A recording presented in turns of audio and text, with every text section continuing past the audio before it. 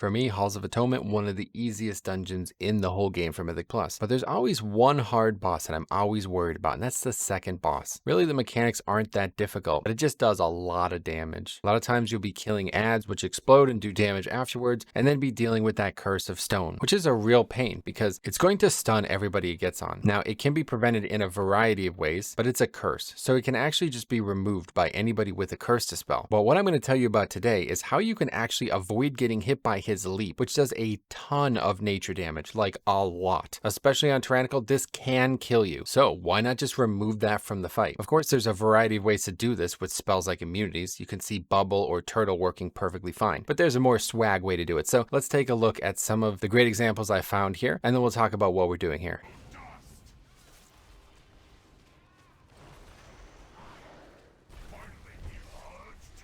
Feast day. Duke and Gonzaga last night. That was an extension of the holiday in my eyes. What are we talking about? Sliced bread, I'm not sure. Just your typical ponderances that we find ourselves in the stream here. Okay. That day I took all the heavy jacket and everything I had on off. Okay. So I would say it probably got to the 70s that day. Maybe like high 60s at the most.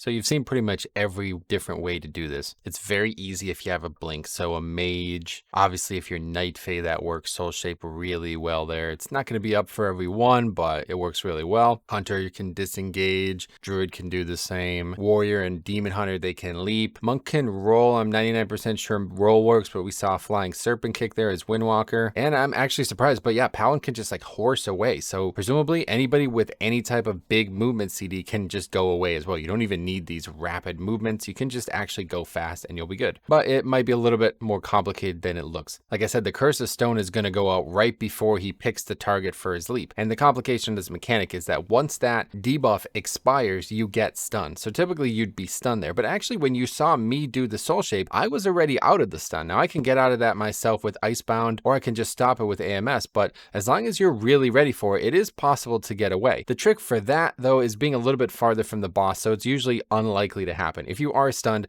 you're probably getting leaped on. So what you need to do is the person who has the ability to dispel needs to identify who has the debuff and dispel a curse off them. So that's of course Mage, Druid, and Shaman. So if any of those things are in your group, make sure they're ready to dispel the person who has it. The other 4 people will get stunned, including likely the healer. So, be ready. But as long as the person who is about to get leaped on can get out of that leap, you're going to do far more than simply like dispelling yourself. I've heard a lot of healers say that, like, no, I'm dispelling myself so I can continue to heal. Somebody else will have to dispel this person, but no way. This is the right way to do it. Dispel the person who can leap, and as long as they actually dodge the leap, you will have reduced far more damage than you could possibly have healed in that small window. Now, you might have also seen in the clips here that other people can get hit too, of course. So those other people also need to move out of the way. Even if you jump, completely avoid that mechanic, if somebody else is standing where he jumps, then you're just going to get hit anyway, and somebody else will get the debuff. But of course, it's always better to do it than not. Just don't do what this guy does. Specific spells, that wasn't a possibility. Like, there was no way you can play a ranged survival hunter because you would just be basically auto attacking and kill commanding.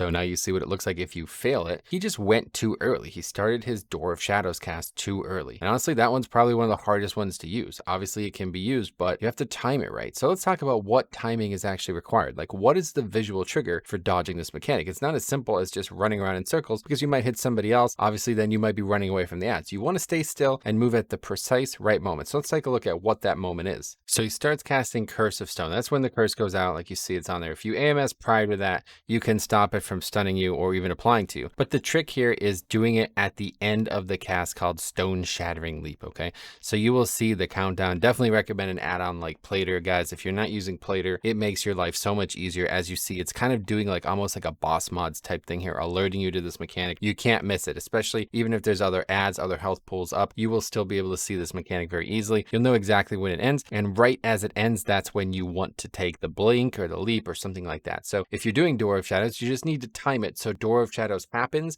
right as he does this ability, right as he finishes it, because then he's starting a cast to do the actual animation of the jump, and you could simply move as he's jumping. You have like probably, you know, from this distance, you have almost no time at all. But yeah, like I said, I'm actually able to get out of it and still blink, even though I'm stunned. So I did have plenty of time there, and that's just how it works. But so as soon as the curse goes out, just make sure somebody's dispelling you. We have a druid in this group, but they're not doing it. And then the second he jumps, go ahead and blink, and you'll be out of the mechanic. And that's it. That's as easy as it gets. So do this, and you'll save a ton of damage on this boss. This is really the only hard part of the dungeon. Obviously, there can be some difficulty on trash weeks, but in terms of tyrannical, this should be your only hurdle. Make sure everybody is doing this. I'm 99% sure every class has some way to do this. Let me know if anybody has a list of the ways you can do it, especially maybe other classes. Like I'm thinking like maybe Shadow Priest doesn't have a great access to it. So let me know if anybody knows some of those lesser known options out there, how you guys have done this. But definitely make sure you're getting in the hang of doing this. Make sure, especially if you're a mage, you're dispelling yourself and blinking yourself.